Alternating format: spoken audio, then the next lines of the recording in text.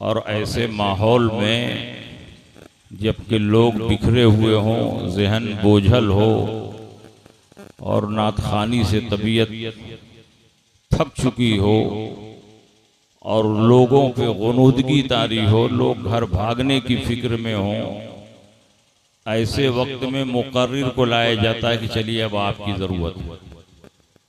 और जो ख़ास वक्त होता है जिसमें दीन की कोई बात बताई जाए, अकीदे की कोई बात बताई जाए, मजहब और मसलक के ताल्लुक से कुछ अच्छी अच्छी बातें लोगों को बताई जाएं ताकि लोग गुमराह ना हों, बदअकीदा ना हों, उनका दीन महफूज रहे, अकीदा महफूज रहे। ये सब बातें बताने का जो वक्त होता है तो उस वक्त में मुकर्रिर को नहीं बैठाते, उस वक्त में बगैर ढोलक के कव्वाल को बैठाते हैं। वो 1.5 घंटा कव्वाली गाता है, एक मिसरे को 10 मरतबा रिपीट करेगा। हम पूरे हिंदुस्तान में देख रहे हैं, हिंदुस्तान के बाहर भी हमारा आना जाना रहता है। हम ऐसे जलसों में जाते ही नहीं हैं जहां कव्वाली का माहौल, इसलिए कि हम एक बड़ी दरसगाह से जुड़े हुए हैं और जितने लोग यहाँ बैठे हैं इससे ज़्यादा तलबा हमारे मदरसे में पढ़ते हैं। 700 तलबा, 600 तलबा को रोज़ाना हम हदीस पढ़ाते हैं, कुरान पढ़ाते हैं, तफसीर पढ़ाते हैं। हम आपके जलसों के मोहताज नहीं हैं, 1 लाख से ज़्यादा हमारी तनख्वाह है। हम दीन, मजहब, मसलक की तबलीग के लिए निकलते हैं। पूछिए जलसे वालों से, हमने कोई नजराना तय नहीं किया, लेकिन पूरे हिंदुस्तान में कोई शायर कह सकता है कि हमने नजराना तय नहीं किया? बताइए, कोई कह सकता है? नहीं कह सकता। इसलिए जलसों का मिजाज बदलिए, वरना अपनी जमात तो पहले ही से सबसे ज्यादा जाहिल है और जाहिल हो जाएगी। जब इल्म नहीं सीखोगे, उलमा की बातें नहीं सीखोगे, उलमा के पास बैठोगे नहीं, तो आपको इल्म आएगा कहां से? नातखानी और कव्वाली से इल्म आएगा।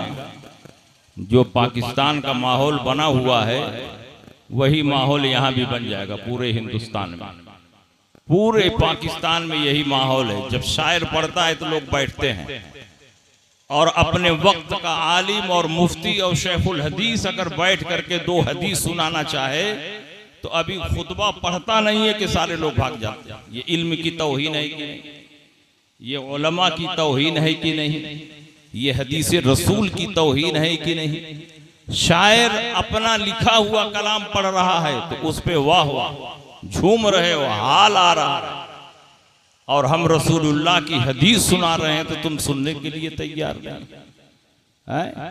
तो हदीस रसूल की अजमत गोया आपके दिल में नहीं है, दीन की अजमत आपके दिल में नहीं है। इन्हीं शायरों को अगर 1 बजे रात में बैठा दीजिए तो इनको समझ में आ जाएगा कि अवाम में कितनी मकबूलियत है। इसलिए हमेशा जलसा टाइम से शुरू कीजिए, टाइम पे ख़त्म कीजिए। हमारे यहाँ कोई टाइम टेबल नहीं है, कौन कितना पढ़ेगा, कितनी तकरीर करेगा, कितनी अनाउंसरी करेगा, सब अनलिमिटेड चलता है। जब तक पब्लिक भाग नहीं जाएगी जलसा होता रहेगा। एक मुकर्रिर बुलाओ, एक शायर बुलाओ, एक अनाउंसर बुलाओ, इशा बाद जलसा शुरू करो और 12 बजे जलसा खत्म। सलातो सलाम दुआ सब हो जाए, ताकि जिनको दुकान पे जाना है दुकान पे जाए, जिनको बिजनेस पे जाना है बिजनेस पे जाए, जिनको मुलाजमत पे जाना है मुलाजमत पे जाए। दिन भर के मामूलात भी खराब ना हो और दीन की बातें भी हो जाए। और हमेशा दीन की बातों को अहमियत देना चाहिए, जिससे हमारा दीन मजबूत हो, अकीदा मजबूत हो। नातखानी तो हुसूल बरकत के लिए रखी गई थी कि एक नात हो जाए नबी की, उससे बरकत हासिल हो। अगर यही मकसूद है तो पूरे जलसे में कुरान शरीफ पढ़ो। कुरान शरीफ से अच्छा कलाम कौन हो सकता है? अल्लाह से बेहतर कलाम कोई है? कोई नहीं है। रात भर कुरान पढ़ो, लेकिन उसके लिए तैयार नहीं हो। नबी की हदीस हम सुनाएं तो उसके लिए तैयार नहीं हो, और बेढोलक के कव्वाली सुनने के लिए तैयार हो।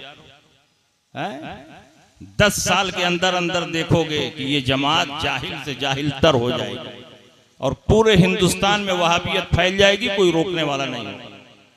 नातखानी से वहाबियत नहीं रुकेगी, वहाबियत रुकेगी तो मजबूत दलाइल वाली तकरीरों से रुकेगी। ऐसी तकरीरों के लिए न वक्त है न सुनने वाले हैं, और जो मौलवी बुलाते हैं दावत दे करके वो खुद ही चाहते हैं कि नात खानी का माहौल बने। हजार वादे के बावजूद भी अपना वादा निभाते नहीं। इसलिए आप दीनी मिजाज बनाएं और ये समझें कि ये जलसा दीन को बढ़ाने के लिए, मजहब और मसलक को मजबूत करने के लिए हो रहा। जलसे का यही मकसद है, हमारे बुजुर्गों ने इसी मकसद के लिए जलसा शुरू किया।